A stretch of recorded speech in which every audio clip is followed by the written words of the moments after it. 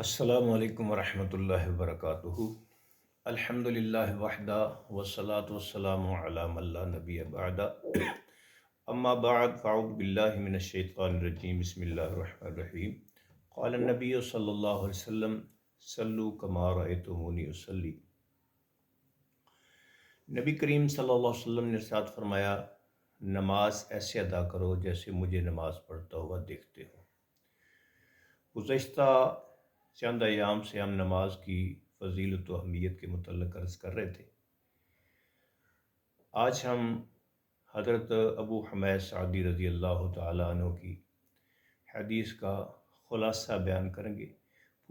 پوری عربی عبارت پڑھنے کی بجائے ہم ان کی بیان کردہ نماز کو ذکر کرتے ہیں، جو انہوں نے 10 صحابہ کرام کے سامنے یہ کہہ کر کہ میں تم میں سب سے زیادہ اللہ کے رسول صلی اللہ علیہ وسلم کی نماز کو جانتا ہوں۔ تو صحابہ کرام نے کہا پھر ہمیں بتاؤ۔ تو انہوں نے جو نماز بتائی، یہ ابو داؤد کی حدیث نمبر 734 ہے، اور یہ حدیث ترمذی اور ابن ماجہ میں بھی موجود ہے، جنہوں نے اس کو صحیح قرار دیا ہے۔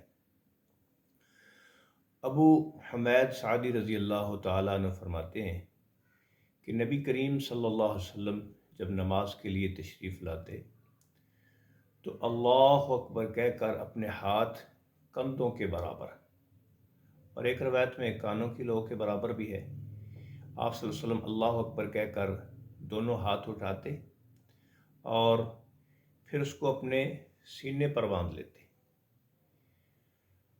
اس کے بعد حضور علیہ الصلوۃ والسلام سورہ فاتحہ اور کوئی اور سورت پڑھتے، اور پھر جب رکوع کے لیے تشریف لے جاتے تو ویسے ہی اللہ اکبر کہہ کر دونوں ہاتھ اپنے گھٹنوں پر رکھتے اور اپنی پشت کو برابر کرتے، سیدھا کرتے، اور پھر اس کے بعد سمع اللہ لمن حمدہ کہتے، اور سیم اسی طرح اپنے دونوں ہاتھ کندھوں کے برابر اٹھاتے،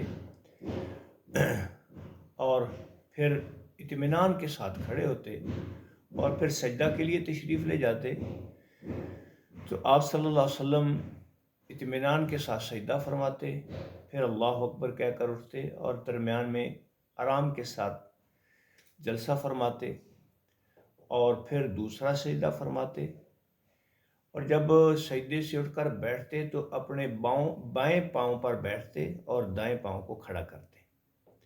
دونوں سجدے کرنے کے بعد پھر اطمینان کے ساتھ آپ صلی اللہ علیہ وسلم بیٹھتے اپنے بائیں پاؤں پر، اور پھر کھڑے ہوتے تو سیم جیسے پہلی رکعت میں کیا تھا، یعنی ہاتھ سینے پر باندھے قرات، اور اس کے بعد کوئی سورت، اور پھر اللہ اکبر کہہ کر رکوع کیا، ساتھ دونوں ہاتھ جو ہے وہ کندھوں کے برابر بلند کیے، پھر رکوع سے اٹھے تو پھر سمع اللہ لمن حمدہ کہتے ہوئے دونوں ہاتھ کندھوں کے برابر کیے۔